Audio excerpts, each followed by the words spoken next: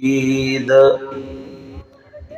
মাইচর পূর্বপাড়া যুব সমাজের উদ্যোগে আয়োজিত চতুর্থ বার্ষিক ইসলামী মহাসম্মেলনের মোহতারাম সাদার, মোহতারাম সভাপতি, উপস্থিত হাজরাত, বুজুর্গ উলামায়ে কেরাম, সম্মুখমানে সমবেত দিন প্রিয়, ইসলাম প্রিয়, দিনদার ইমানদার মুমিন মুসলমান ভাইয়েরা, পর্দার আড়াল থেকে আলোচনায় শামিল মা বোনেরা, বিশ্বজগতের মালিক, বিশ্ব প্রতিপালকের বিশ্ব দরবারে কালিমাত শকর যে মহান রব্বুল আলামিন অত্যন্ত দয়া পরবর্ষে করুণার আবরণে ঢেকে জালিসুর রহমান বেহেশতের টুকরা বাগান, জান্নাতের বাগবাগিচায় ওলামাদের সোহবতে, দাওয়াত ও তবলিগের নিসবতে দ্বীনি মাহফিলে আল্লাহ তাআলা আসার বসার তৌফিক দান করেছেন। শুকরিয়া আদায় করি, কালিমাতুশ শুকর পড়ি আলহামদুলিল্লাহ। বিকাল থেকে ওলামা হযরতগণ গুরুত্বপূর্ণ নসিহত করেছেন। আমার পরেও মুফতি সাখাওয়াত হোসেন রাজি দামাত বরকাতুহুম সহকারে আরও ওলামা হযরতরা গুরুত্বপূর্ণ নসিহত করবেন। বরকতের নিয়তে আয়াত হাদিস আপনাদের সামনে পেশ করেছি। কিছু কথা বলবার ইরাদা, আল্লাহ তাআলা কিছু উপকারী কথা আলোচনা করার তৌফিক দান করেন। আপনারা দোয়া করুন, বলুন আমিন।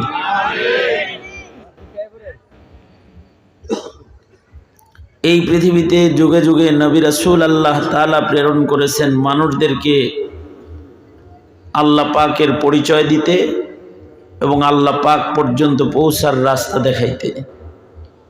জমিনের মানুষ যখন আল্লাহ ভুলে গেছে, আপনি নড়াচড়া বেশি করেন না, কিন্তু জমিনের মানুষ যখন আল্লাহ ভুলে গেছে, আপনারাও যারা আছেন আলোচনামুখী থাকলে ভালো। আসছি আমরা, কিছু কথা আমাদের কথাই শোনেন। মোবাইল টিভি লাভ নাই, ফায়দা নাই, বেফায়দা।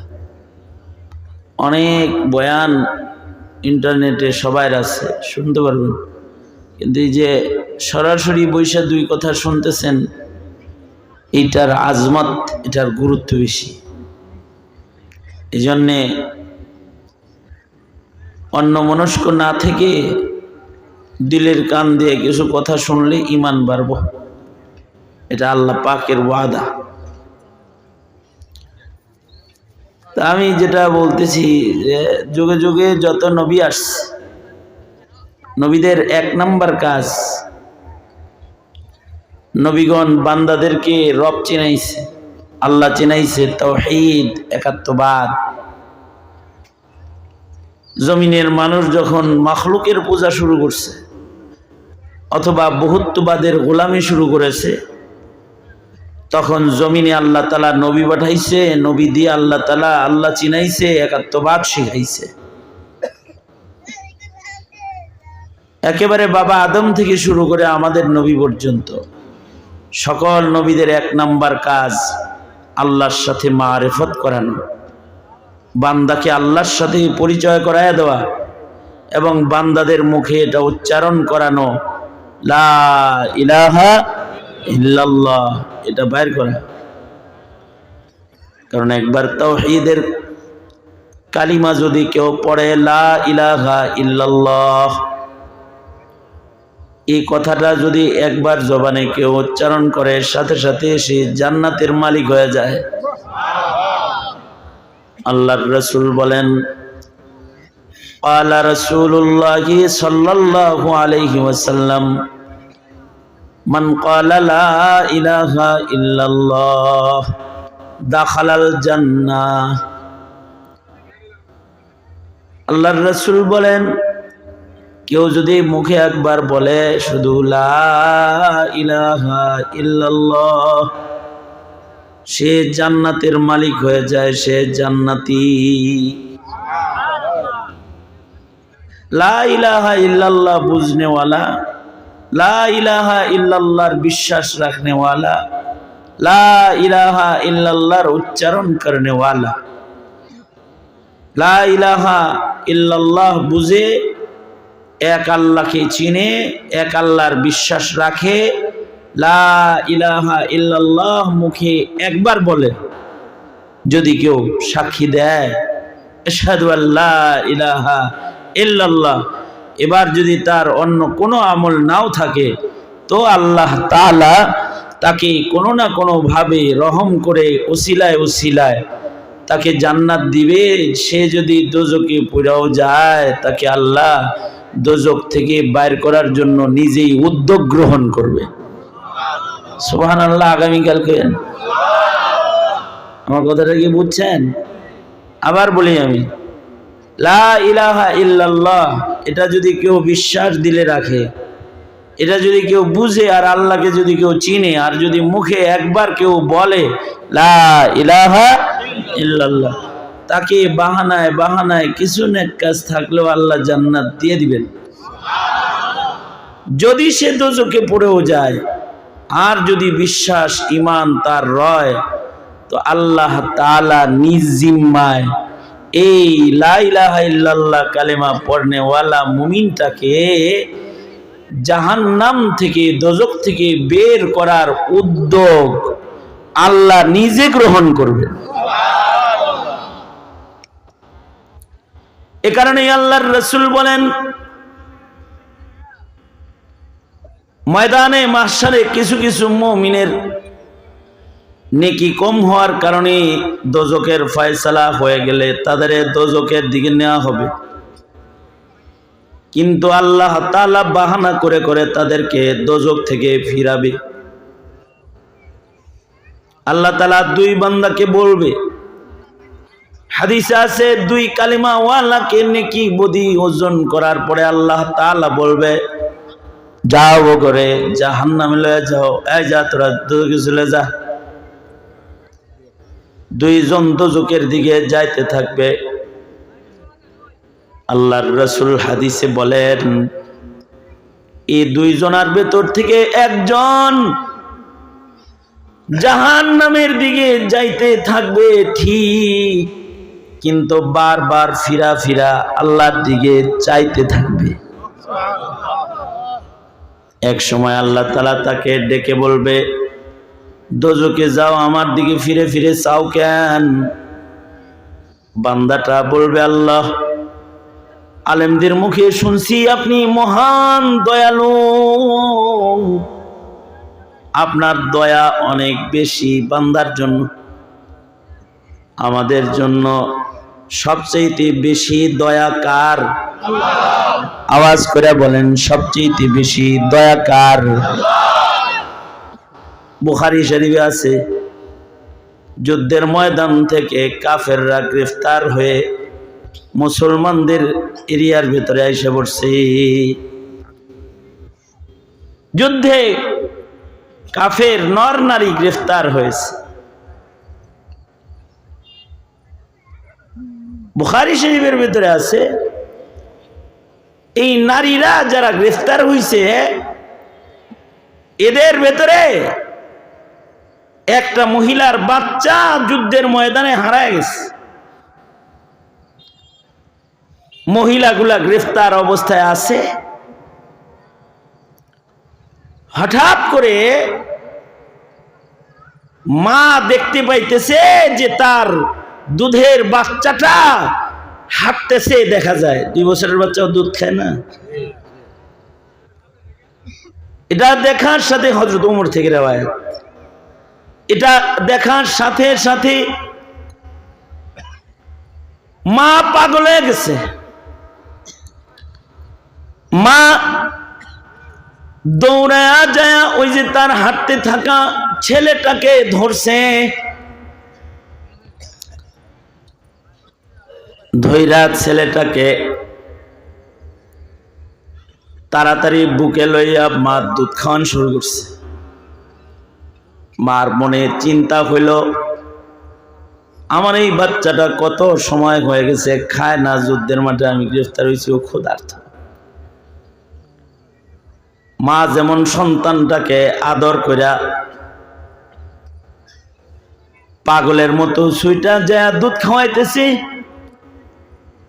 দৃশ্য আল্লাহর রাসূল দেখে বলে, সাহাবীরা, এই মায়ের দিলে তার সন্তানের মমতা যতটুকু আছে, যে মমতার কারণে মা তার সন্তানকে দুধ খাওয়াইতে পাগল হইছে। নিজে বন্দি আসামি এটা ভুলে গেছি, দৌড়ায় যেমন সন্তানের কাছে যায়, সন্তান বুকে লইয়া তাকে দুগ্ধ পান করানোর জন্য মা যেমন পেরেশান হয়েছে, মায়ের ভালোবাসাটা যতটুকু আছে প্রত্যেকটা বান্দার জন্য আল্লাহর ভালোবাসা তার চেয়ে 1000 গুণ বেশি।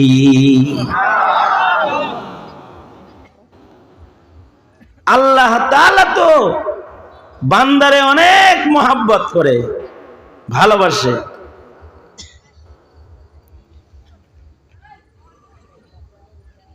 আবু দাউদ শরীফের রিওয়ায়াত, এক সাহাবী পাখির বাচ্চার কিচির মিচির আওয়াজ শুনতেছে, আওয়াজটা তার কাছে ভালো লাগছে। পাখির বাসার কাছে গেছে, যে দেখে কতগুলো পাখির বাচ্চা বাসার ভিতরে আছে, এগুলো নিজের চাদরের ভিতরে লইছে, কিচমিচ আওয়াজ করতেছে, এটা শুনে মজা হইতেছে। পাখির আওয়াজ শুনতে সুন্দর লাগে, এ কারণে দেখবেন পাখির আওয়াজের রিংটোন লাগায়। অনেকে পাখি পালে, সকাল বেলায় ওদের আওয়াজ শুনে মজা পায়। সাহাবীর কাছে পাখির কিচির মিচির আওয়াজটা পছন্দ লেগে গেছে। সাহাবী পাখিগুলাকে চাদরের নিচে লইয়া সামলায়া লইয়াইতেছে। মায় বুঝা ফেলছে যে আমার বাচ্চাগুলা এই সাহাবীর চাদরের নিচে আছে। বাসায় বাচ্চা না পায়া মা সাহাবীর মাথার পিছে পিছে উড়বার লাগছে। আল্লাহর রাসূল সাল্লাল্লাহু আলাইহি ওয়াসাল্লাম সাহাবীদের কাফেলার ভিতরে নবীজি আছেন। নবীজি বলে, এই কে এই পাখির বাচ্চা আনসার? সাহাবী বলে, আনা ইয়া রাসূলুল্লাহ, ওগো আল্লাহর নবী, আমি বাচ্চাগুলা লইছি, আমার ভালো লাগতেছে। জানাস এ মায়ের ওর বাচ্চার মায়ায় কষ্ট হইতেছে, ওর মারে কষ্ট দিস না, ওর বাচ্চাগুলা ওর মাকে দিয়ে দিয়ে। এই যে পাখির হৃদয়ে একটা মায়া আছে, যে মায়ার কারণে পাখির বাচ্চার জন্য কষ্ট হয়। মহান আল্লাহ মায়া নামক বস্তু বানায় 99 ভাগ মায়া নিজের জন্য রাখছে, আর 1 ভাগ মায়া সব মাখলুকের ভেতরে আল্লাহ তাআলা বন্টন করেছে। পাখির মায়া যেমন বাচ্চার জন্য, যে পাখি তার বাচ্চার মায়ায় পাগল হয়ে গেছে, মহান মালিক বান্দার মায়ায় ওইরকম পেরেশান হয়ে যায়। কারণ মহান মালিকের মায়া তো পাখির মায়া মমতার চাইতে অনেক বেশি, 1000 গুণ বেশি। এ কারণে মালিকের মায়া যেহেতু বেশি, মালিক বলবেন, এই বান্দা, দোজকে যাইতে কইছি, দোজকে যাও, ফিরা ফিরা কেন চাও? বান্দাটা বলবে, আল্লাহ আপনার অনেক মায়া, এটা শুনছি, যাই দোজকে যাই, কিন্তু আপনার মায়া পাওয়ার আশায় বারবার আপনার দিকে ফিরা ফিরা তাকাই। হাদিসে আছে, আল্লাহর রাসূল বলেন, আল্লাহর রহমতের দুয়ারে তখন জোশ পয়দা হবে। আল্লাহ বলবে, আমার মায়া দয়ার খবরও তোর আছে, আমার মায়ার প্রতি, রহমতের প্রতি তোর আস্থা আছে, বিশ্বাস আছে, তোকে আমি দোজকে জ্বালাইতে পারি না রে বান্দা। আমার মায়া, আমার রহম দয়ার প্রতি আস্থা থাকার কারণে যা, আজকে বিচারের দিনে আমি তোরে মাফ করে দিলাম, দোজখে তোকে ফেললাম না, যা তোকে জান্নাত দিয়ে দিলাম।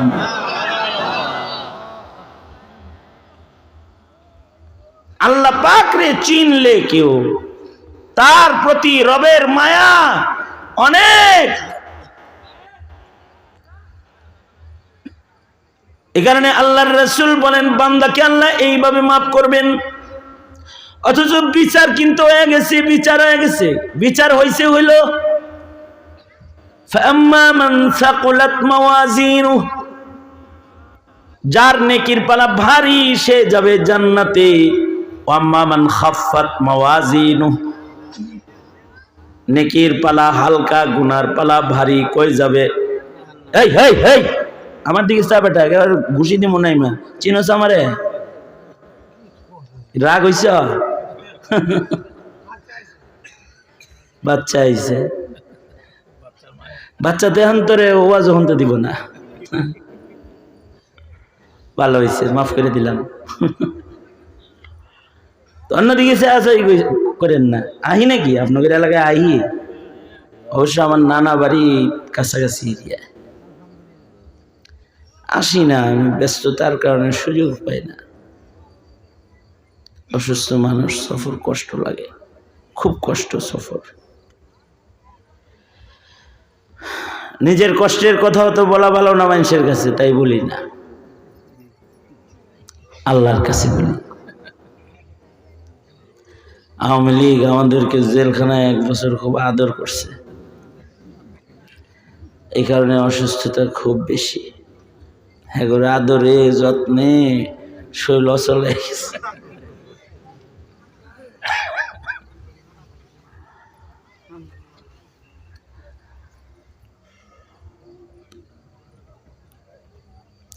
আলেমদের সাথে খারাপ আচরণ করছে, জাতীয় লোকে খারাপ আচরণ করছে। এই জমিনের মানুষ এখনো আলেম ভক্ত। ওয়াজ মাহফিল দিয়ে বুঝো না আলেম ভক্ত যে যারা আওয়ামী লীগ করো, তোরা খালি ভোটের সময় মনে করো সব নৌকা, সব ধানের শীষ। দেশ চালাইতে হয় তাই কাউরে সরকার বানায়, কিন্তু যে সরকার ধর্মের মূল্যায়ন করে না, ধার্মিকের মূল্যায়ন করে না, ওগরে ঝাঁটার বাড়ি দেয়, ঝাঁটার বাড়ি দেয় ওগরে। দিছে না আওয়ামী লীগের ঝাঁটার বাড়ি? এত ক্ষমতা শেখ হাসিনার, হের বেলায় বাইরে দিয়ে হাঁটার জায়গা পাইছে না। উইরা জানলে কোন রকম পালাইছে। ধাওয়াটা দিছে কারা? মৌলবীরা। মৌলবীরা চোখের পানি ফেলছে, জেলখানার বন্ধ কুঠুরিতে বেদনার চোখের পানি গড়ায় জায়নামাজের মুসল্লার উপরে পড়েছে। শাপলা চত্বরে যে পিটান পিটাইছে আর যে খুন করেছে, শহীদ করে রক্ত ঝরাইছে, কষ্ট। মিথ্যা মামলা দিয়ে দিয়ে আলেমদেরকে জেলখানার ভেতরে ঢুকায় রাখছে বছরের পর বছর। কষ্ট, কষ্টে তারা চোখের পানি ফেলেছে। বাস,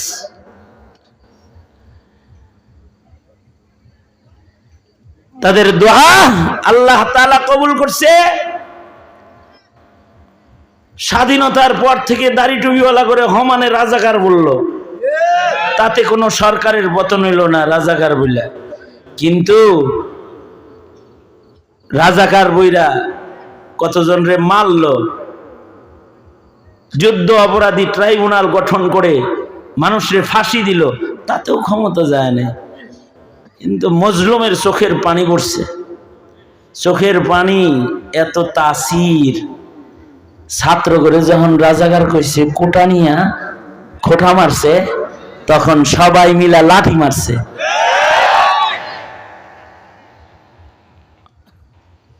ছাত্ররা যে গণভবন ঘেরাও করেছে,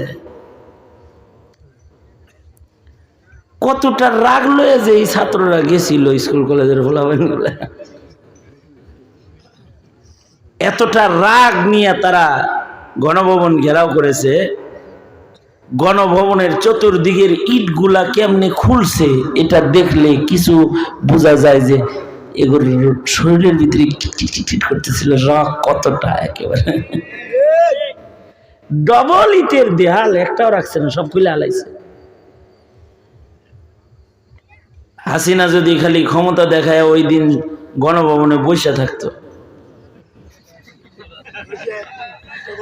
তাইলে তো ছাত্রদের এত রাগ ছিল, গণভবনের ইট যেমন খুলছে হাসিনার গায়ের চামড়া ওইরকম খুলে ফেলতো যদি খালি কাছে যায়। কিন্তু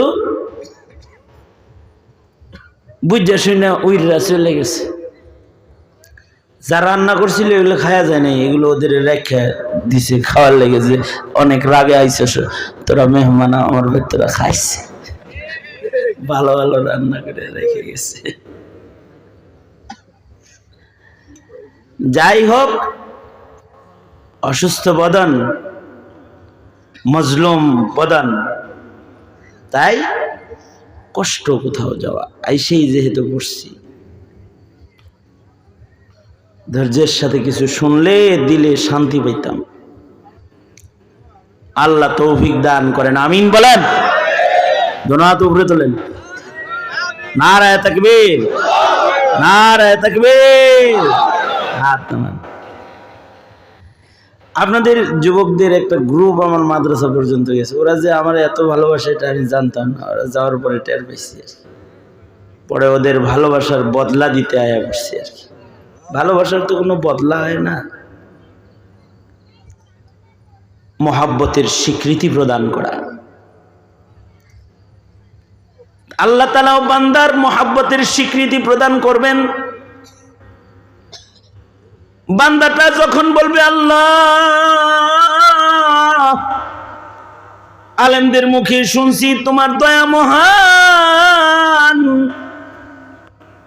যদি তুমি দয়া করো তাই দোজকে যাই, কিন্তু ফিরা ফিরা তোমার রহমতের দিকে আমি চাই। আল্লাহ তাআলা বলবে, যাও হে বান্দা, আমার রহমতের পরে তোমার যখন আস্থা আছে, আমার রহমতের পরে তোমার বিশ্বাস, তাই তোমার দোজখ মাফ করে তোমাকে জান্নাত দিয়ে দিলাম। কারণ আল্লাহ বান্দারে ভালোবাসে।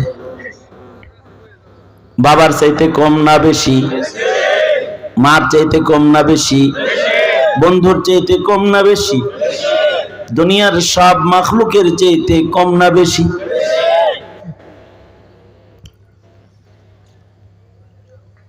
কিন্তু আর একজন যেটা দোজখে যাইতেছে, এটা খালি যাইতেই থাকবে, যাইতেই থাকবে, দোজখের গেট পর্যন্ত চলে যাবে।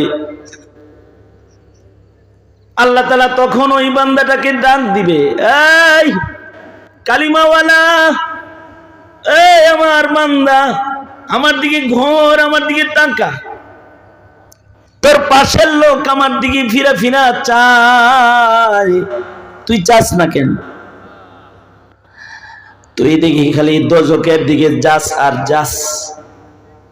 বান্দা তখন বলবে, আয় আল্লাহ, দুনিয়ায় নামাজ পড়তে আদেশ করেছো, নামাজ পড়ি নাই, রোজা রাখতে আদেশ করেছো, রোজা রাখি নাই, তোমার হুকুম অমান্য করে করে তোমাকে অসন্তুষ্ট করে ফেলেছি, যে কারণে আজকে আমি দোজখী হিসেবে ঘোষিত হয়েছি।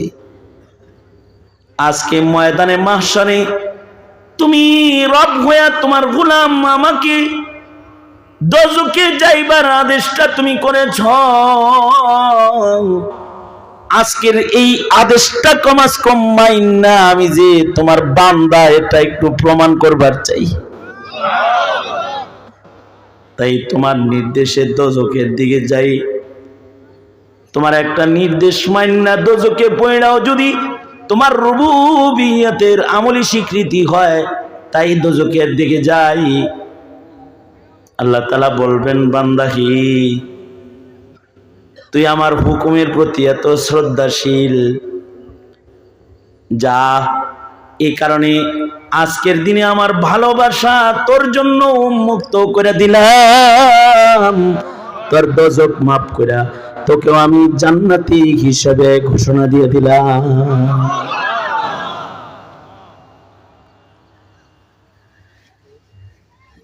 ওই রকম কাহিনী আজকেও এখানে ঘটতেছে, যেটা আমরা শুনতেছি না, কিন্তু হাদিস বলেছে, আল্লাহর রাসূল খবর দিছে আমাদেরকে। আল্লাহ এই চতুর্দিকে দাঁড়ানো ফেরেশতাদের বলতেছে, কি লেগে বইছে রে? আল্লাহ আপনারে ভালোবাসে, তাই কি চায়? মাপ চায়, জাহান্নাম থেকে মুক্তি চায়। দেখছেনি? না দেখে নাই। তাও দেখলে তো আরো আবেগ নিয়ে চাইতো। আর কি চায়? আপনাকে চায়, আপনার জান্নাত চায়। আমাকে দেখেছে, আমার জান্নাত দেখেছে? না দেখে নাই। দেখলে আরো আবেগ নিয়ে আপনারে চাইতো, আপনার জান্নাত চাইতো। ফেরেশতাদের আল্লাহ বলে, আমার এই বান্দাগুলা আমার দোজখ দেখলো না, আমার জান্নাত দেখলো না, আমারে ভয় পায়, আমাকে দেখলো না, আমাকে পাইতে চায়। তোরা সাক্ষী থাক, যারা যারা বসছে ওদের জীবনের গুনাহ মাফ করে দোজখের লিস্ট থেকে ওদের নাম কেটে আমার রহমত, আমার ভালোবাসা ওদের জন্য প্রকাশ করলাম। এগুলোর সবগুলোরে আমি জান্নাত দিয়ে দিলাম।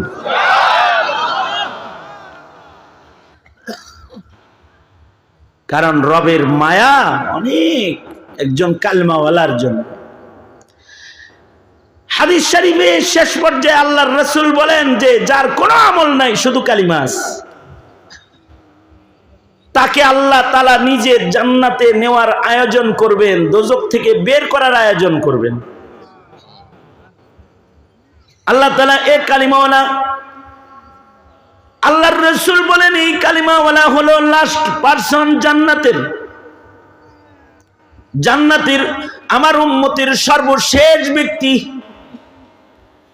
যাকে আল্লাহ তাআলা জান্নাত দিবে, তাকে নেওয়ার বাহানা আল্লাহ নিজের পক্ষ থেকে নিজেই করবে। ফেরেশতা করে বলবে, বান্দাটারে দোজখের সাইডে আন। ও কালমাওয়ালা ফেরেশতারা দোজখের মাঝখান থেকে তাকে ধইরা দোজখের সাইডে আনবে। এবার আল্লাহ তাআলা দোজখে বান্দার লগে কথা বলা শুরু করবে, কিরে কষ্ট লাগে না কিরে? আল্লাহ তাআলাকে বান্দা বলবে, খুব কষ্ট আল্লাহ, কিন্তু আমার কোনো আমল নাই, কিছু চাইতে ভয় পাই, আপনার জাতের কসম কিছু চাই না আপনার কাছে, যদি আমাকে একটু জাহান্নাম থেকে বাইর করে একটু বাইরে ওই যে গাছ যেটা দাঁড় করাইছেন ওইটার নিচে ছায়া একটু বসতে দিতেন। আল্লাহ নিজে দোজখের বাইরে গাছ দাঁড় করাবে। আল্লাহর কুদরতে জাহান্নামের বাইরে গাছ হবে, ছায়া হবে। বান্দা বলবি, ওগো মাওলা, জাহান্নাম থেকে একটু বাইর করে আমারে গাছের ছায়ার নিচে জায়গা দিবেননি? আপনার জাতের কসম আমি আর কিছু চাইবো না। আল্লাহ তাআলা বলবে, আয় ফেরেশতারা বান্দাটারে জাহান্নাম থেকে বাইর করে গাছতলায় বসায়া দে। এবার আল্লাহ তাআলা আরাফের শেষ প্রান্তে জান্নাতের সীমানা ঘেঁষা আর একটা গাছ দাঁড় করাবে। বান্দা কি ওই গাছটাও দেখাবে, আবার বান্দার লোকে বলবে, ও বান্দা আরাম পাইছো তো, আর কিছু দরকার আছে নি তোমার? বান্দায় বলবে, আল্লাহ আপনার জাতের কসম। এই হাদিস বলার সময় নবীজি নিজে হেসেছেন। এ কারণে কিয়ামত পর্যন্ত যত মুহাদ্দিস এই হাদিসের ওয়াজ করবে, যত আলোচক এই হাদিস বলবে, হাদিসে মুসালসাল বিযিহক, তারাও হাসে। কারণ আল্লাহর মায়া, আল্লাহর ভালোবাসা নবী যখন উম্মতের কাছে খুলতেছিলেন, আল্লাহ তাআলা নিজেও তখন, নবীজি যখন হাদিস বলছিলেন, আল্লাহ নিজেও হাসতেছিলেন। আল্লাহু আকবার। আল্লাহর রাসূল বলে, আল্লাহ বান্দাকে বলবে, আর কিছু চাসনি? বান্দায় বলবে, ওই গাছের ছায়ার নিচে গেলে একটু আরাম পাওয়া যেত, এনে দোজখের গরম বাতাস লাগে। আল্লাহ বলবে, ফেরেশতারা যাও, আমার বান্দাটাকে ওই গাছের নিচেই জায়গা দাও। কিন্তু এই গাছের নিচে জায়গা দেওয়ার পরে বান্দা এখন জান্নাতের হুর গেলমান দেখতে থাকবে,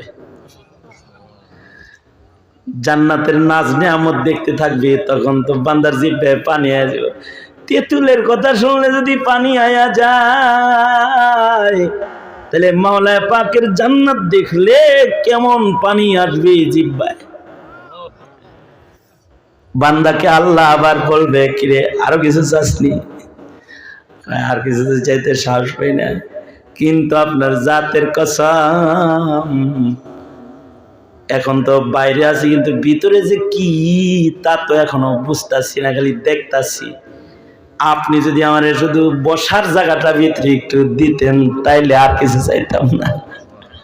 আল্লাহর রাসূল বলেন, বান্দা বসার জায়গা চাবে, কিন্তু মহান আল্লাহ এই বান্দাটাকে বসার জায়গা চাইনেওয়ালা বান্দাকে তাওহীদের পুরস্কার হিসাবে এমন একখান জান্নাত আল্লাহ তাআলা এই বান্দাকে দান করবেন, যে জান্নাতের আয়তন হবে, রাসূল বলেন, এমন পৃথিবীর 10 পৃথিবী সমান।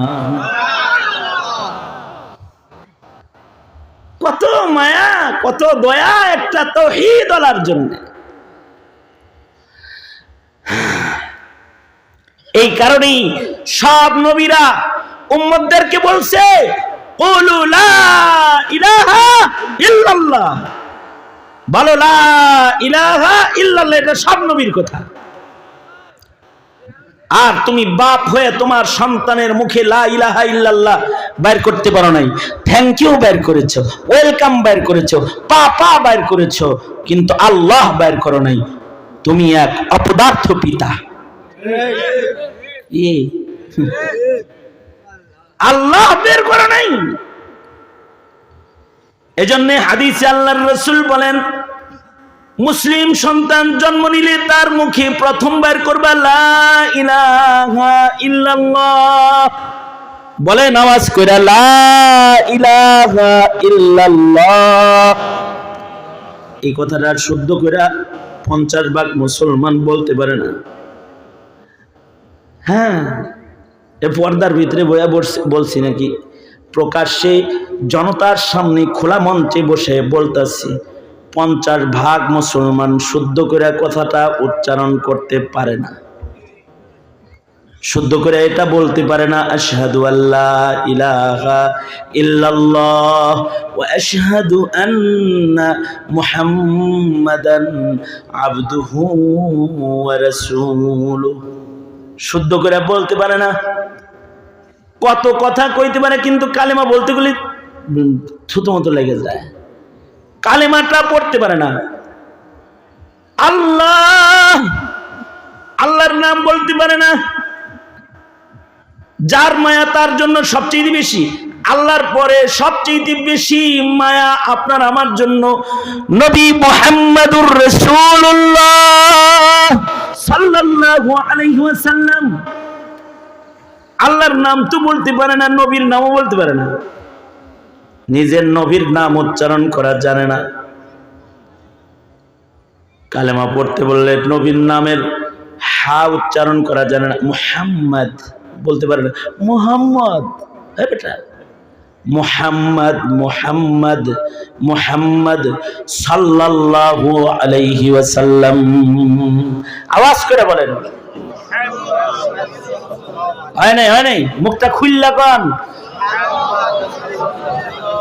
জোরে আওয়াজ করে দরুদ পড়েন, সাল্লাল্লাহু আলাইহি ওয়াসাল্লাম। অনেকে আছে এখনো আস্তে আস্তে কয়, যদি আবার ভুল উচ্চারণ পাশের লোকে শুনে না।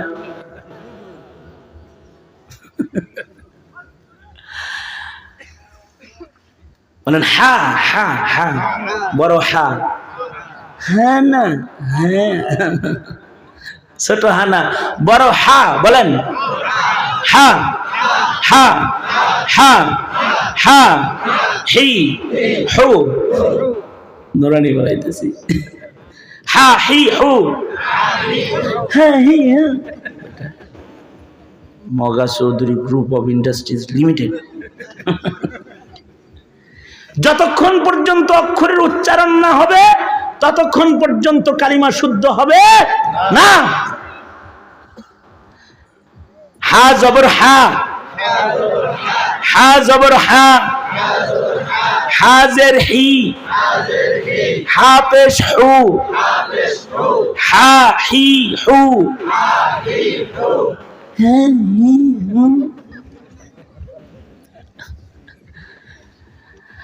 শিখাইবেন বাচ্চাদেরকে। বাচ্চাদেরকে নবীজির নাম শিখাইতে হলে, কালিমা শুদ্ধ করে পড়াইতে হলে মাখরাজ পড়াইতে হবে। মাখরাজ আরবি হরফ 29টি, মাখরাজ 17টি। একটাও শিখো নাই জীবনে, তুমি পড়বা কেমনে? আগের জামানার মক্তবগুলো রানিং ছিল, তখন মাখরাজগুলো ঠিকঠাক হয়ে যেত। বাচ্চাদের মুখ দিয়া নুরানির শিক্ষকরা মসজিদে গেলে মাখরাজ বাইর করে ফেলত, তবলিগে গেলেও বাইর করা হয়। আমির সাহেবরা তবলিগে গেলে বুড়া বুড়া মানুষের এই মাখরাজ ঠিক করার জন্য পিছনে লাগিয়ে পড়ে, কারণ মাখরাজ ঠিক না হলে সূরা ফাতিহা পড়তে পারবে না। সূরা ফাতিহা পড়তে পারবে না তো জিন্দেগির নামাজ পড়তে পারবে না। লা সালাতা ইল্লা বিফাতিহাতিল কিতাব, সূরা ফাতিহা ছাড়া নামাজ হয় না। যার সূরা ফাতিহা হয় না তার কি নামাজ হয়নি? জোরে করে বলেন, নামাজ হয়নি। একমাত্র একটা তরিকা আছে, সারা জিন্দেগি যদি তাকবীর উলার সাথে নামাজ পড়তে পারে, তাহলে ফাতিহায় ভুল থাকলেও নামাজ হয়ে যাওয়ার সম্ভাবনা আছে। কারণ কিরাআতুল ইমামি কিরাআতুন লিল মুসাল্লি, ইমাম সাহেব পড়তেছে এটাই মুসল্লির পড়া হয়ে যাইতাছে। সুবহানাল্লাহ বলেন। নবীজি উম্মতের জন্য শরীয়তরে সোজা সোজা করছে, ভালোবাসে তো। সব তো তোরা ভালো করে পড়তে পারবি না, তাহলে ইমাম সাহেব ভালো করে পড়া জানে, ভদ্রের মতো যায় ইমামের পেছনে দাঁড়ায় থাক, আগে আগে যায় ইমামের পেছনে দাঁড়ায় থাক, তাকবীরে উলার সাথে ইমামের পেছনে দাঁড়ায় থাক। পড়তে পারছ না, অসুবিধা নাই, ইমাম পড়বো তোরটা হইব। আল্লাহু আকবার বলেন। রহম করছেন না নবী? নবীজি রহম করছেন না? আল্লাহু আকবার। বুঝি না, জামাতের সাথে নামাজটা পড়লা না, জামাতের নামাজ পড়লে কেরাতে ভুল থাকলেও নামাজটা সোজা সোজা হয়ে যায়, কারণ ইমাম পরে মুসল্লির পড়া হয়ে যায়। যদি সূরা ফাতিহা পড়তে না পারো, জিন্দেগির সুন্নত নফল একা একা যা পড়ছো সব ঘোড়ার ডিম পড়ছো, ঘোড়ার ডিম, রাগ হওয়ার কিছু নাই। সুতরাং সূরা ফাতিহা ঠিক হওয়ার দরকার আছে না নাই? যারা আওয়াজ করে বলেন আছে না নাই? আমি যদি বলি যে কারা কারা এখন পরীক্ষা দিতে পারবা, তাহলে অনেকেই হাত তুললে, অনেকেই হাত তুলতে পারবে না, অনেকে তুললে খাড়া করাইলে ফেল খাওয়া যাইবা। এরকম শরম দিতে তোমাদের এলাকায় আসি নাই, সালাম দাও, এমনি খুব ভালো আছি। তবে কমাস কম এতটুকু ওয়াদা করাইতে চাই, নিজে শিখবা, সন্তানকে নুরানি শিখাইবা ইনশাআল্লাহ। সন্তান সাথে লাগাই দিছি, প্রজন্মের সন্তানদেরকে আল্লাহ আল্লাহ রসুলের নাম বের করা চাই, ঠিক কিনা জোরে বলেন? এর জন্য সবাই সকাল বেলায় কেজি স্কুলে পাঠিয়ে দেওয়া দরকার। সকালবেলার স্কুল গুলাই সব মক্তব গুলারে খায়া লাইছে। কি আওয়াজ করে বলেন ঠিক না বে ঠিক জোরে বলেন? মক্তব গুলা নাই বিধায় কালেমা নাই, নামাজ নাই, আজান নাই, ওযু নাই, গোসল নাই, ওযু করাও জানে না, গোসল করাও জানে না, কালেমা পড়াও জানে না, ঠিক না? হ্যাঁ? আর যদি একামত দিতে বলে, একামত রে পুরা পঙ্গু হাসপাতালে পাঠায়া দেয়। ইল্লা মাশাআল্লাহ যারা তবলিগে যায় একটু নিজের সোজা বানাইছে, যারা আল্লাহওয়ালাদের দরবারে যায় নিজের একটু সোজা হইছে, এরা সারা বাকি যা আছে সব একই গ্রুপ, লিমিটেড। এদিকেও সাহস পায় না। আমি একবার পদ্মা ফেরির উপরে নামাজ পড়তে উঠছি, কিছু যুবক ছেলে পেলে যে মুসাফা করে, হুজুর আমরা আপনার শক্ত ভক্ত। তাই নাকি? তোমরা আমার ভক্ত শক্ত আবার? ঠিক আছে, তাহলে তোমাদের জন্য একটু অপেক্ষা করি, চট করে ওযু করে আসো, একসাথে নামাজটা পড়ি জামাতের লগে। যাই হোক, ভক্ত কইছে এখন আর উপায় নাই, ওযু করতে গেছে। ওযু করে আইসা পিছনে দাঁড়াইছে আর বলছি একামত দাও। আমি সামনের দিকে চায় রয়েছি, ওগরে একামত দিতে দাঁড় করাইছি, একটা একামত দেয় না। সব যার যার মতো একজন আরেকজনের দিকে খালি চায়, আর তুই দে তুই দে তুই দে তুই দে। ঘুইরা বললাম কি একামত দাস না কেন? কিছু কয় না। মাঝখান থেকে একটাই কয় হুজুর আপনিই দেন।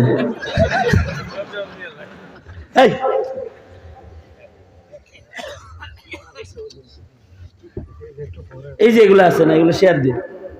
কত মোবাইল সেটিং করবি আর কত ছবি তুলবি? আমরা কিছু বলি না, কেউ চুপ করে থাকে। সবাই কি আর এক খাসিলতের হয়?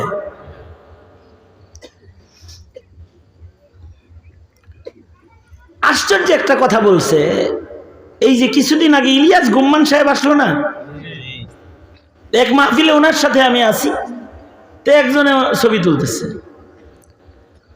তো উনি তাকে বললেন এই ছবি তোলা যে কবিরা গুনাহ এটা জানো না? জানি। হের ভরাও তুলো? হ্যাঁ তুলি। তো উনি একটা মজার কথা বললেন, উনি বললেন মিয়া গুনাহ করাটাও তো জানো না, গুনাহ করাও জানতে হয়, গুনাহ করাটাও জানো না, গুনাহ কখন করা যায়, কিভাবে করলে গুনাহ করা যায় তাও জানো না। গুনাহ করা যাওয়ার একটা লাইন আছে না, মানে গুনাহ জায়েজ হওয়ারও তো একটা লাইন আছে, হে জায়েজ লাইনটাও তো জানো না। গুনাহটাকেও লাইন মতো করা জানো না, তো তুমি ইবাদত কি লাইন মতো করবে? গুনাহ লাইন মতো করলে করা যায়। যেমন মনে করেন এই যে সেটিং করে দিছে এটিও গুনাহ, কিন্তু এটা লাইন মতো করছে। একটু কি লাইন মতো? যে প্রচার হোক, দূর থেকে অন্যজনে শুনে যাক, এতেও সে কিছু উপকার পেয়ে যাক, একটা সিদ্রি বাইর করছে আর কি। তুমি কি সিদ্রি বাইর করতেছো এনে থেকে? জায়গা আমি মুফতি সাহেব না, আমি ফতোয়া টতোয়া দিতে আইনি, অত বেজাল করে বলবে ফতোয়া সব বড় হুজুর। এই এলাকার ফতোয়া সব বড় হুজুর। আল্লাহ। আবার দুনো হাত উপরে তুলেন। জায়গা মাঝখানে খালি রাখছেন কে? পিছে জায়গা নাই, পিছে তাকানোর দরকার নাই, আপনি খালি সামনে আয়া পড়েন। এই সামনে সামনে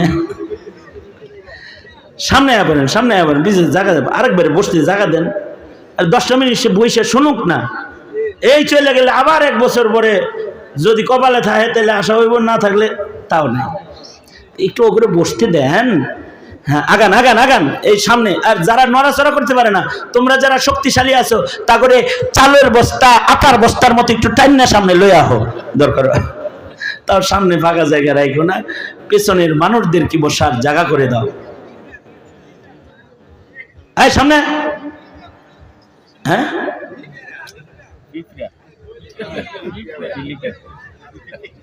পিঁপড়া আয়া পড়ছে ওয়াজ শুনতে? ও না, এখানে পিঁপড়ার বাসা, ভাইয়া কইবেন না।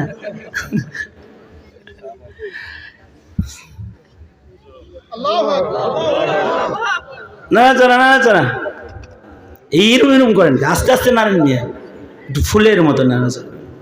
কি সুন্দর কি সুন্দর।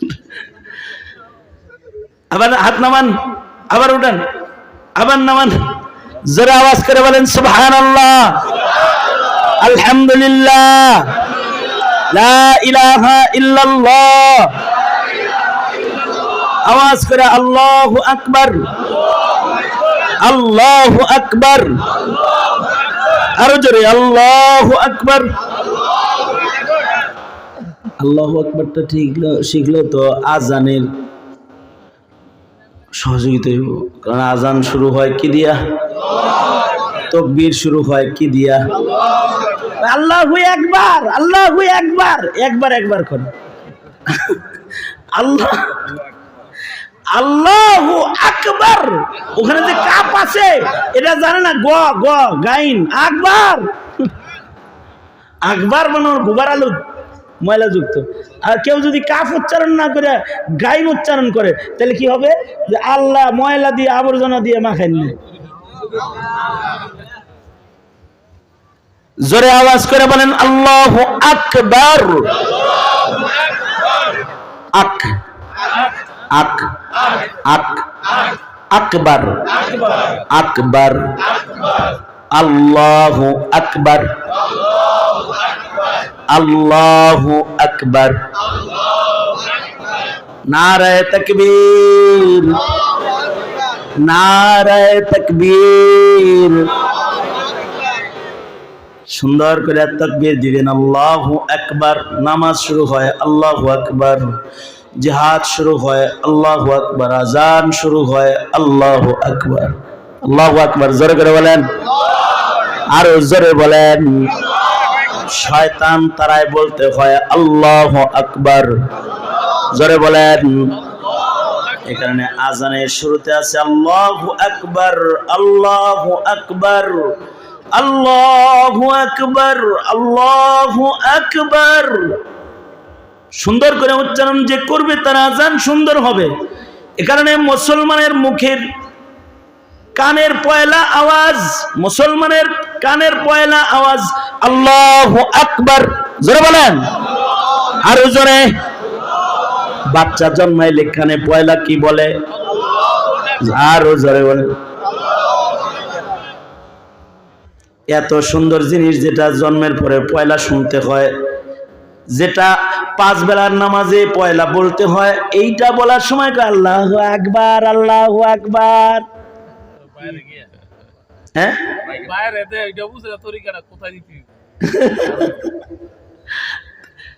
সুতরাং শিখার দরকার আছে না? শিখাইবেন বাচ্চাদেরকে ইনশাআল্লাহ বলেন, আরো জোরে বলেন। হেডারে কইছি আজান দে আজান দে আকামত দে নামাজ পড়াই, পিছের দিকে ঘুরে দিই ধাক্কা ধাক্কি করে, কিরে একামত দাস না কেন? কয় হুজুর আপনি দেন। আমি দিমু কিনলে গা ফট করে কয় হুজুর সৌদি আরবে ইমাম সাহেব দেয়, আপনি দেন। আমি বললাম তাহলে তুই বুঝি সৌদি আরব থাকস? জি হুজুর। এতে ছুটিতে বাড়ি আসছো? জি হুজুর। তাই তুমি দাও, তুমি তো আরবির সাথে একটা সম্পর্ক আছে, আরব দেশে থেকে একটু শিখছ, তুমি দাও। হুজুর আমি আরবিটা পারি বাংলাটা পারি না। একামত তো সব আরবি, এটা আবার বাংলা কেমনে হইল? হুজুর আসলে আমি আরবি দেশেরটা পারি বাংলাদেশেরটা পারি না। বাংলাদেশে কি হয়েছে? আরব দেশে একবার করে বলে যায় ওইটা শিখছিলাম, বাংলাদেশে দুইবার বলতে যায় খালি আমার প্যাঁচ লাগে। পরে কি করবো, আমি নিজেই দিছি, তাও ও করে দিয়ে দেয় পারছি না। আমি একামত দিছি, আমি নামাজ পড়াইছি। অতটুকুনো যদি শিখাইতে হয় তাহলে মক্তবে পড়াইতে হয়, সবাহি মক্তব, এটা জিন্দা রাখতে হয়। তাহলে মুখ দিয়া বাইর হবে আশহাদু আল্লা ইলাহা ইল্লাল্লাহ ওয়া আশহাদু আন্না মুহাম্মাদান আবদুহু ওয়া রাসূলুহু। একবার যদি মুখে শুদ্ধ করে বিশ্বাসের সাথে কারোর বাইর হয়, বাস তাকে জান্নাতে নেওয়ার জন্য আল্লাহ বাহানা করবে। আর বাহানা কইরা জান্নাতটা তাকে যেটা দান করবে সেই জান্নাতটা হবে এমন পৃথিবীর 10 পৃথিবীর সমান। আল্লাহু আকবার জোরে করে বলেন। তাহলে মুসলিম সন্তানের জান্নাত কনফার্ম করার জন্য কালিমা কনফার্ম করতে হয়, ঠিক কিনা? আজ থেকে ঘরে ঘরে চেক করবেন ইনশাআল্লাহ। আমি আপনার বাড়ির সন্তানদেরটা চেক করবেন, হুজুর নিয়া সন্তানদের গুলা চেক করাইবেন, পাশের বাড়ির খালা নানি এদেরটাও চেক করবেন, বুড়া মানুষ চেক করবেন কালেমা পড়তে পারে কি পারে না। আপনার দাদি যদি না পারে তাহলে পড়াইবেন, শুদ্ধ করে একবার পড়াইলেও তো অনেক হইল। শুদ্ধ করে পড়াইবেন তাকে, যে শুদ্ধ করে বলেন। যদি বলতে না পারে আপনি শুদ্ধ করে তার মুখে বাইর করাইবেন। শুদ্ধ করে বের করাইবেন, শুদ্ধ করে বের করবেন তো মহান মালিক এটা গ্রহণ করবেন, কবুল করবেন। এজন্য কালিমা পড়া, কালিমা উচ্চারণ শিক্ষা গ্রহণ করা, মুহাম্মাদের নাম উচ্চারণ করাই যদি না জানে তো মুহাম্মাদের মুহাব্বত, মুহাম্মাদুর রাসূলুল্লাহ সাল্লাল্লাহু আলাইহি ওয়াসাল্লামের মুহাব্বত দিলের ভেতরে কেমনে আসবে? নামই তো নাই, তো মুহাব্বত আইব কেমনে? এজন্য মুহাব্বত তো লাগবে। মুহাম্মাদুর রাসূলুল্লাহ সাল্লাল্লাহু আলাইহি ওয়াসাল্লামকে চিনতেও তো হবে। যতক্ষণ পর্যন্ত কেউ নবীজিকে না চিনবে ততক্ষণ পর্যন্ত কামেল মুমিন হবে না। কারণ না চিনলে নবীকে মুহাব্বত করতে পারবে না, নবীকে না চিনলে নবীর ইজ্জত রক্ষা করতে পারবে না। আর যখন নবীকে চিনবে নবীর ইজ্জত রক্ষা করতে পারবে, নবীকে চিনবে তো নবীকে মুহাব্বত করতে পারবে। কারণ নবী উম্মতকে মুহাব্বত করেন সবচেয়ে বেশি। আল্লাহর পরে আমাদেরকে সবচেয়ে বেশি মুহাব্বত করেন মুহাম্মাদুর রাসূলুল্লাহ সাল্লাল্লাহু আলাইহি ওয়াসাল্লাম। আল্লাহর রাসূল বলেন আমি কেমন মুহাব্বত করি জানো? তোমার ময়দানে মাশরে তোমার মা তোমার পরিচয় দিবে না, তোমার ভাই তোমার পরিচয় দিবে না, তোমার বন্ধু বলবে তোরে চিনি না, কিন্তু আমি তোমারে খুঁজবো। সুবহানাল্লাহ। আস্তে করে বললেন কেন? জোরে করে বলেন। আপনার মার কাছে যায় যদি বলেন একটা নেকি দেন, হাদিসে আছে আপনার মা বলবে চিনি না, চিনি না তোরে। বাবারে বলবেন আব্বা একটা নেক দেন, বাবা বলবে বিয়ে করি নাই, সন্তান হইলো কবে? বন্ধুকে বলবেন বন্ধু আমি তোমার বন্ধু, সুখ দুঃখের সাথী আইছি, একটা নেকি দাও, সে বলবে চিনি না তোরে। কুরআন বলে ইয়াউমা ইয়াফিরুল মারউ মিন আখিহি ওয়া উম্মিহি ওয়া আবিহি ওয়া সাহিবাতিহি ওয়া বানিহি। কেউ কারোর দিকে ফিরা চাইবে না, কিন্তু আল্লাহর রাসূল বলেন উম্মতেরা আমি কিন্তু তোর জন্য বাচ্চাওয়ালা মুরগির মতো দৌড়াবো। আশ্চর্য। হযরত আয়েশা সিদ্দিকা বলে ওগো সরওয়ারে দো আলম আপনি যে দৌড়াইবেন চিনবেন কেমনে? এটা আপনার উম্মত, আপনি চিনবেন কেমনে? উম্মুল মুমিনিন বলে লক্ষ লক্ষ নবীর উম্মতের ভিতরে নিজের উম্মত কেমনে চিনবেন? আল্লাহর রাসূল বলে আয়েশা আমার উম্মতরে শুধু আমি চিনবো তা না, আমার উম্মত গুলা কি সব নবীরাও চিনবে, এগুলো উম্মতে মুহাম্মাদি। আল্লাহু আকবার, জোরে করে বলেন। হযরত উম্মুল মুমিনিন আয়েশা সিদ্দিকা বলে কেমনে চিনবি? আল্লাহর রাসূল উপমা দিয়ে বুঝায় বলে হাজার ঘোড়ার ভেতরে চিত কুবরা, যেই ঘোড়াটার চাঁদি সাদা, যেই ঘোড়াটার হাতে পায়ে সাদা দাগ আছে, মালিকের কি চিত কুবরা ঘোড়া হাজার কালো ঘোড়ার ভেতরে বের করতে কোনো কষ্ট হবে রে আয়েশা? আয়েশা সিদ্দিকা বলে তা না, অনেকগুলো কালো ঘোড়ার ভেতর থেকে চিত কুবরা বের করা কোনো কঠিন কাজ নয়, মালিক তার ঘোড়াটাকে সহজে বের করবে। আল্লাহর রাসূল বলে আয়েশা ময়দানে মাহশারে আমার উম্মত হবে চিত কুবরা। আমার উম্মতের ওযুর অঙ্গ চেহারা হাত পা পাঁচ বেলা ওযু করে করে আমার উম্মত আল্লাহরে সেজদা দিছে। ময়দানে মাহশারে আমার উম্মতের ওযুর আযাগুলো সাদা নূর চমকাইতে থাকবে, দেখা বুঝা যাবে এটা আমার উম্মত। আল্লাহু আকবার, জোরে করে বলেন। এমন কাউকে যদি দোজখের আগুনে ফেলবার চায়, আমি বাচ্চাওয়ালা মুরগির মতো পাগল হইয়া উড়াল দিয়া তার পাশে দাঁড়ায়া যাব। এবার তোমরা যারা 30 বছর বয়স হয়ে গেছে এখনো ওযু শেখো নাই, অথবা 25 বছর বয়স হয়ে গেছে 5 বেলা নামাজ পড়ো না, আর কোন নবী এসে তোমাকে নামাজের কথা তাওহীদের কথা বলবে না, আল্লাহর কসম করলে হানিস হব না। তোমাদের সামনে নিয়ে যখন বসে যাই কলিজাটা ফাইটা রক্ত বের হয়, কেমনে বুঝাইলে যে তোমরা বুঝবে তাও আন্দাজ করতে পারি না। কখনো কখনো মনটা চায়, যারা দেখলে মনে হয় ওর নামাজ পড়ে না, মনটা চায় ওর পাও ধরে বলি, বন্ধু নামাজটা ছাড়িস না, 5 বেলা ওযু কর, 5 বেলার নামাজের হাজিরাটা দে, মহান রবের কাছে মাথা ঠেকাইয়া তুই তোর রবরে বল, আল্লাহ আমি কিন্তু আপনাকে ভালোবাসি আল্লাহ, এই যে আপনার ডাকে আমি মসজিদে আইছি আল্লাহ, 5 বেলা একটু মসজিদে যাও, ওযু করো, নামাজ পড়ো, ওযু বানাও, নামাজ পড়ো, তোমার ওযুর অঙ্গগুলো ময়দানে মাহশরে চমকাইতে থাকবে, চমকাইতে থাকবে, আর আল্লাহর রাসূল তোমাকে দেখে দেখে চিনবে। হযরত আয়েশা সিদ্দিকারও বলে, ও আল্লাহর নবী, ময়দানে মাহশরে আমি আপনারে কেমনে খুঁজে বের করব? ও আল্লাহর নবী, আমি আয়েশা হাসরের মাঠে এত মানুষের ভিড়ে আপনারা যে কই গেলে পামু, কেমনি ময়দানে মাহশরে আল্লাহর কোটি কোটি কোটি কোটি বান্দার ভিড়ে আপনারে কই খুঁজমু, কেমনে পামু?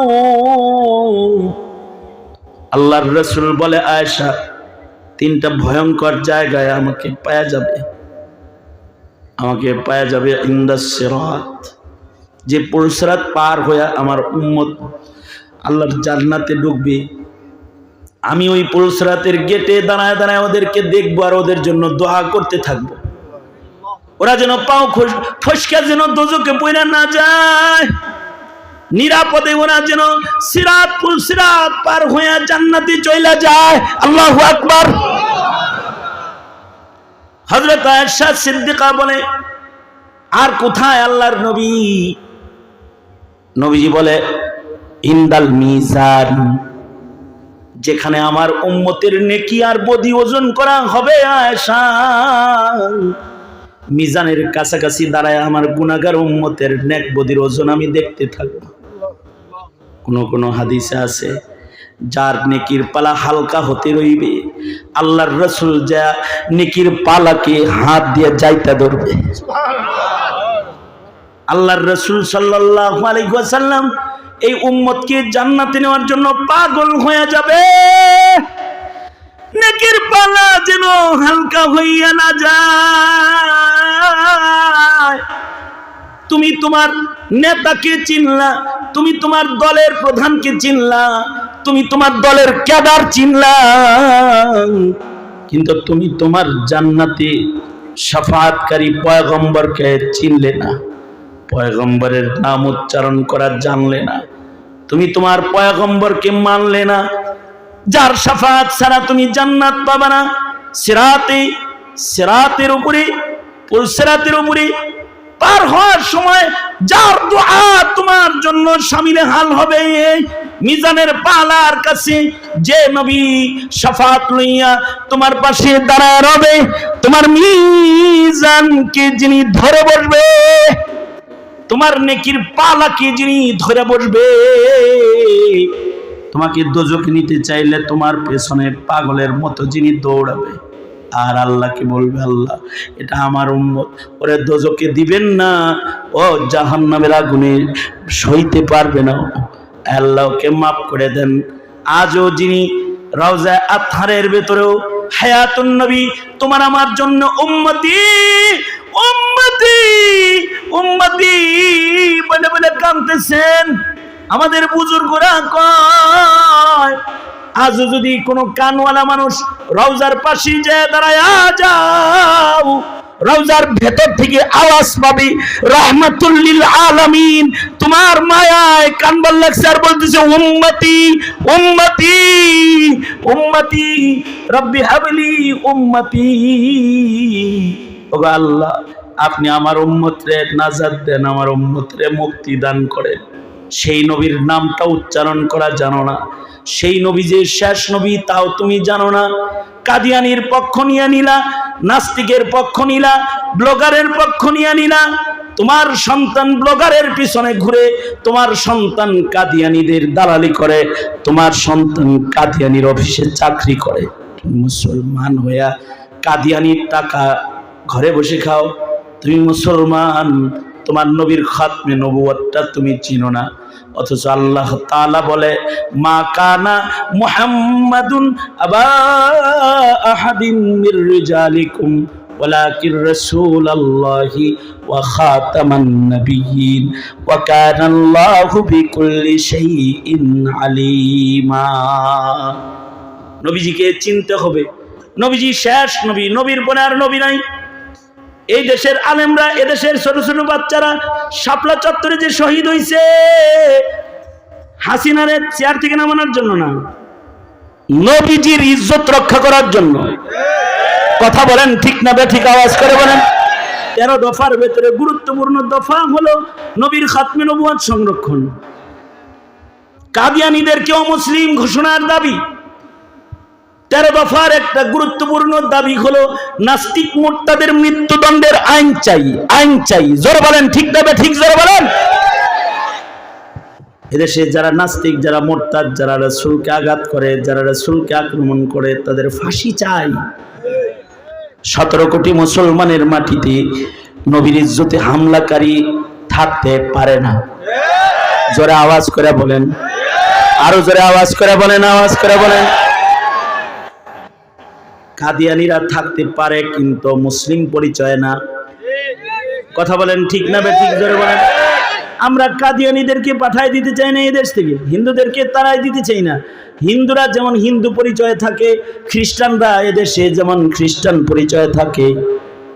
এদেশে কাদিয়ানী বসবাস যদি করে, তাহলে কাদিয়ানী পরিচয়ে বসবাস করবে, মুসলিম পরিচয়ের না। জোরে আওয়াজ করে বলেন, আরো জোরে আওয়াজ করে বলেন। আমার এই প্রস্তাবের পক্ষে তো আপনারা সবাই নাকি? নাকি বলেন সবাই না?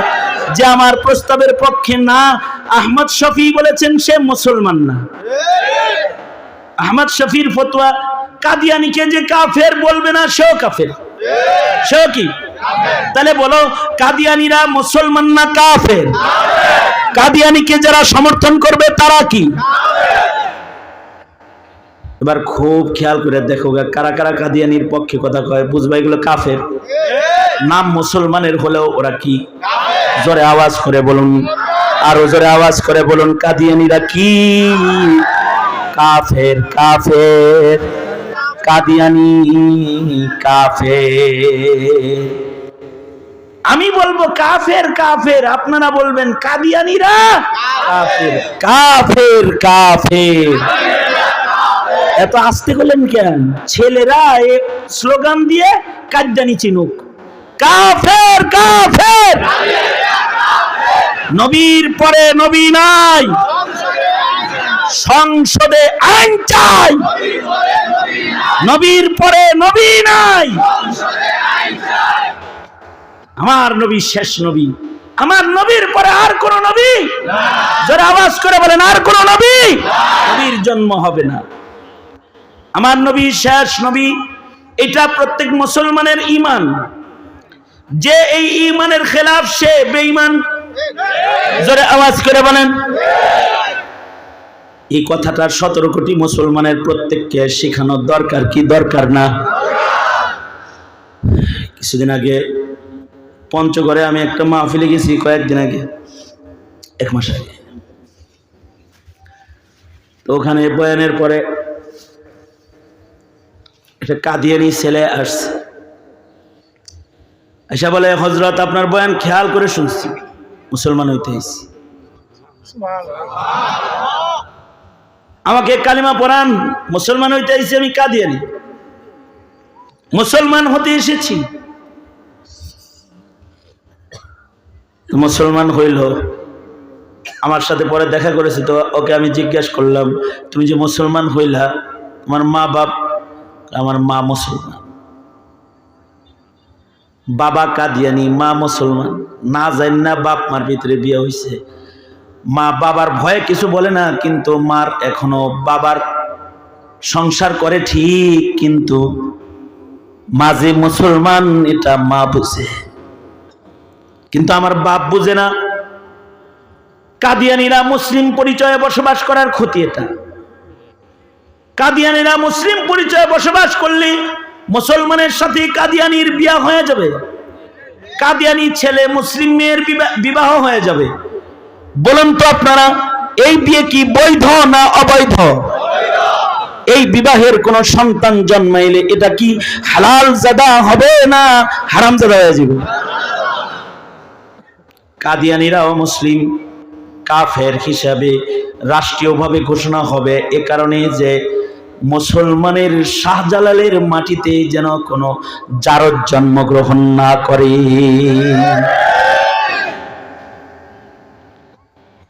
এত কিছু বলার মতো সুযোগ নাই, বেশি লম্বা কথা বলার সুযোগ নাই। বন্ধু সাখাওয়াত হোসেন রাজিও কাছাকাছি, আর ওনার আর আমার মাঝখানে আরেকজন আবার আছে। দ্বিতীয় নাম্বার কথা, কাদিয়ানীরা যদি কাফের ঘোষিত না হয় তাহলে ওরা হজ উমরার ভিসা পাবে, কারণ ওদের পাসপোর্টে মুসলিম লেখা থাকবে। রাষ্ট্রীয়ভাবে ওরা হজের ভিসা উমরার ভিসা পেয়ে যাবে। একটা কাদিয়ানী যদি তোমার আর আমার কারণে হজ উমরার ভিসা নিয়ে মক্কায় ঢুকে যায়, আল্লাহ নারাজ হবে। কাবার আঙিনায় কিয়ামত পর্যন্ত কোনো কাফেরের ঢোকার ইজাজত নাই। আর নবীর মদিনায় কিয়ামত পর্যন্ত কোনো কাফেরের ঢোকার পারমিশন। তুমি আমি যদি কাফের ঘোষণা না করাইতে পারি তাহলে ওরা ঢুকবে। বহু কাদিয়ানীকে মক্কা মদিনার ভিতরে দেখা যায়, তাদের আলাদা টুপি আছে, সেই টুপি পরে ঘুরে। এগুলা দেখলে কলজা তখন ফাইটা যায়। এরা কাদিয়ানী হওয়ার পরেও ঢুকছে কেমনে? রাষ্ট্রীয়ভাবে অমুসলিম ঘোষণা হয় নাই, এ কারণে ঢুকতে পেরেছে, উমরার বিষয় পাইছে। সুতরাং 17 কোটি মুসলমানের প্রতিনিধি হয়ে কোনো কাদিয়ানী মক্কা মদিনায় ঢুকে রসুলের কলিজার ভেতরে ছুরি মারবে, এটা হতে পারে না। জোরে আওয়াজ করে বলেন, আরো জোরে বলেন। এই কারণে আমি তো আমার আলোচনায় বলি, তোমরা সবাই আওয়াজ তোলো। রাজনীতি যারা এই দেশে করবে, মুসলমানের মাটিতে যারা রাজনীতি করবে, তাদের কাছ থেকে পণ্যের দাম কমানো আর রোডঘাট আর বিদ্যুৎ আর গ্যাসের ওয়াদার না নিয়া তাদের কাছ থেকে ওয়াদা লও। 17 কোটি মুসলমানের দেশে সংসদে যাইতে হইলে কাদিয়ানীকে যারা অমুসলিম ঘোষণার দাবি মুখে উচ্চারণ করবে না, এমন প্রতিনিধিকে 17 কোটি মুসলিম বাংলার মুসলমান সিল মাইরা তাকে ভোট দিতে পারে না। একমত না দ্বিমত? 17 কোটি মুসলমানের মাটিতে নবীর ইজ্জত রক্ষার দায়িত্ব যারা নিতে পারবে না, তারা আমার দেশের ভোট সহকারে তারা সংসদে গিয়ে সংসদের চেয়ারে বসার অধিকার সংরক্ষণ করে না। ভোট চাইতে হলে সন্ত্রাস আর দুর্নীতির বিরুদ্ধে আওয়াজ শুধু নয়, নাস্তিক আর মুক্তদের মৃত্যুদণ্ডের আইন চাওয়ার আওয়াজ সংসদের কণ্ঠে উচ্চারিত হতে হবে। তাছাড়া মুসলমান ওই সংসদকে ভোট দিতে পারে না, জায়েজ হয় না। মুসলমানের মাটিতে তাকে ভোট দেওয়া যায় না। আলাপ খুব সোজা সাপটা। তুমি কাকে ভোট দিবা জানি না, তবে কোন মার্কাকে দিবা তাও জানি না। তবে যেই মার্কাওয়ালা তোমার নবীর ইজ্জতের কথা তার রাজনৈতিক ইশতেহারে বলে না, তাকে তুমি নেতা হিসাবে, সে তোমার নেতা এটা তুমি বলতে পারো না তুমি এটা বলতে, তোমার মুখে এ উচ্চারণ শোভা পায় না। তুমি মুসলিমের সন্তান, রাষ্ট্র ধর্ম তোমার ইসলাম, 17 কোটি মুসলমানের দেশে তোমার জন্ম, তোমার কানে আজান হয়েছে, ইকামত হয়েছে, মুসলিম কবরস্থানে তোমার দাফন হবে, নবীর শাফাত হাউজে কাউসার তোমার লাগবে। সুতরাং এটা তো নির্বাচনী ইশতেহারে আশা চাই যে তারা কাদিয়ানীকে অমুসলিম ঘোষণা করবে। আমরা দাবি করতে যাব কেন? আমরা খালি দাবি করব কেন? ওদের ইশতেহারে এটা থাকবে। তবে আমরা বলে দেই, তোমরা ততক্ষণ পর্যন্ত অতটুকু ঈমানের দায়িত্ব গ্রহণ না করবে, নবীর সন্তুষ্টি, আল্লাহর সন্তুষ্টি পাওয়ার আশা করা বোকামি ছাড়া অন্য আর কিছু না। সুতরাং নবীর ইজ্জত রক্ষায় সর্বোচ্চ কোরবানি যদি তোমাদের দিতে হয়, আর যদি রাজপথে দাঁড়াতে হয়, শাহজালালের সন্তানেরা নবীর ইজ্জতের জন্য রক্ত দিতে রাজি থাকবে তো ইনশাআল্লাহ। আল্লাহ কবুল করুক, আল্লাহ কবুল করুক। সুতরাং কাদিয়ানীরা কাফের আমরা সবাই চাই, আল্লাহরে দেখাই। এবার বলেন কাফের কাফের। নবীর পরে নবী নাই, নবীর পরে নবী নাই। নাস্তিক মুরতাদের ফাঁসি চাই, ফাঁসি ফাঁসি ফাঁসি চাই, ফাঁসি ফাঁসি ফাঁসি চাই। এগুলো রাজনৈতিক ইশতেহারের অংশ চাই, ঠিক না? আওয়াজ জোরে করে বলে। কারণ এই ইশতেহারের মাধ্যমেও প্রতিটি মুসলমান তার রাসূলকে চিনবে। শুধু দল চিনবে না, শুধু মার্কা চিনবে না, নবীও চিনবে।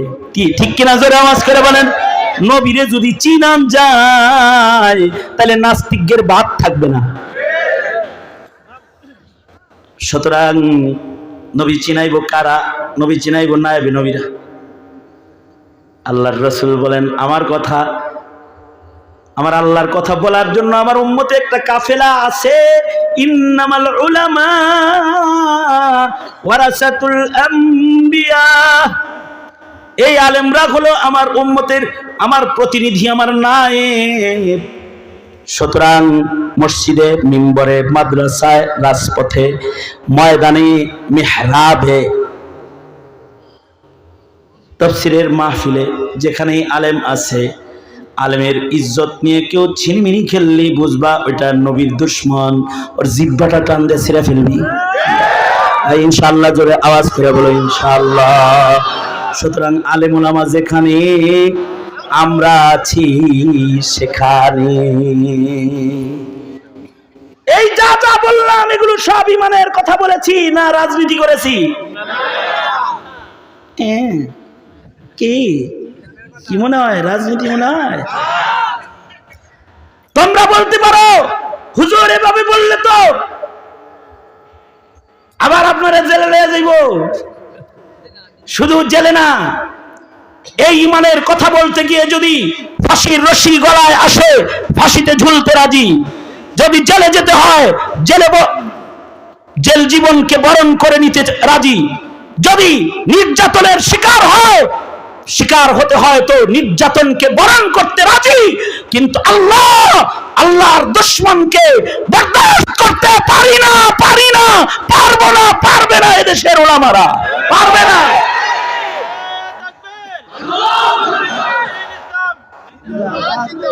আল্লাহ কবুল করে, আমিন বলেন। যুব সমাজকে ধন্যবাদ জানাই, এটা ওদের চতুর্থ বছর যে ওরা আলেমের সম্মান দেয়, আলেমদেরকে দিয়ে ঈমানের কথা বলায়। ওদেরকে সারা গরুর মতো ছাইরা দিয়েন, ওদের সাথে থাকেন ইনশাআল্লাহ বলেন। এই যুবকগুলাকে আল্লাহ তাআলা হিরেখণ্ড যুবক হিসেবে কবুল করুক, আমিন বলেন। ওদেরকে আল্লাহ দ্বীনের জন্য কুরবান হওয়ার তৌফিক দান করুক, জোরে বলেন। जो कुछ हुआ या रब तेरे करम से हुआ, जो कुछ होगा तेरे करम से ही होगा। এ পর্যন্তই আবেদন রেখে আমার পরের মেহমানকে আমার জায়গায় বসায় আপনাদেরকে মেহমানের কাছে আমানত দিয়ে, আর বন্ধুবর মুফতি সাখাওয়াত হোসেন রাজি দামাত বারকাতুহুম, তিনি অন দা ওয়ে, রাস্তায় আছেন, আসতেছেন, তিনি আসবেন এবং তিনি গুরুত্বপূর্ণ নসিহা আপনাদেরকে করবেন। মজলুম আলেমীদি কদর করার আহ্বান জানিয়ে বড় হুজুরের নেক হায়াত কামনা করে, এলাকার বটবৃক্ষ আল্লাহ তাআলা নেক হায়াত লম্বা করুক, নেক হায়াত কামনা করে, আমাদের আবু আজদাদ মুরব্বীদের জান্নাত কামনা করে, মাগফিরাত কামনা করে, দিন প্রিয় মুসলিম মিল্লাতের প্রতি আল্লাহ পাকের মদদ আর নুসরত চেয়ে, ফিলিস্তিনের মজলুমদের জন্য আল্লাহর মদদ নুসরত চেয়ে আপনাদেরকে মজলুমের পাশে থেকে কদম কদম চলার দাওয়াত দিয়ে জালেমকে প্রতিরোধ করার দৃঢ় শপথ আপনাদেরকে নিয়ে রাস্তা চলার আহ্বান জানিয়ে আমি আমার সংক্ষিপ্ত কথা এখানেই শেষ করছি। जो कुछ हुआ या रब तेरे करम से हुआ, जो कुछ होगा तेरे करम से ही होगा। व आखिर दावाना अल्हम्दुलिल्लाहि रब्बिल आलमीन। 9